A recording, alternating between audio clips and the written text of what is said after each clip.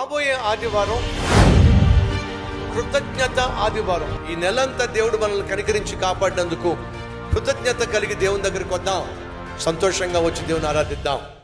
ఫిలిష్తీయులు సంసోన్ని పొట్టన పెట్టుకున్నారు, సౌలును పొట్టన పెట్టుకున్నారు, అనేక వేల మందిని పొట్టన పెట్టుకున్నారు. కానీ ఒక్కడు లేచాడు, ఒక్కడు లేచాడు. ఆ ఒక్కడు చేసిన ఒక పని వల్ల ఫిలిష్తీయులు తుడిచివేయబడ్డారు.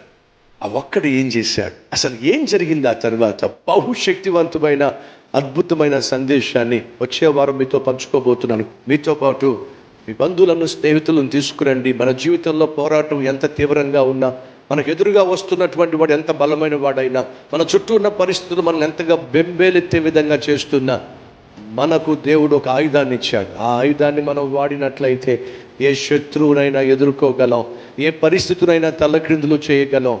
కారణము, దేవుడిచ్చిన ఆ ఆయుధము బహుశ్రేష్టమైంది. ఆ ఆయుధమే ఆ తర్వాత ఇశ్రాయేలుకు విశ్రాంతినిచ్చింది, శత్రువులను కూడా మిత్రులుగా చేసేసిన ఆయుధం ఏమిటో, ఆ ఒక్కడు ఎవరో, ఆ ఒక్కడేం చేశాడో, అద్భుతమైన సందేశం వచ్చే వారం మీతో పంచుకోబోతున్నాను.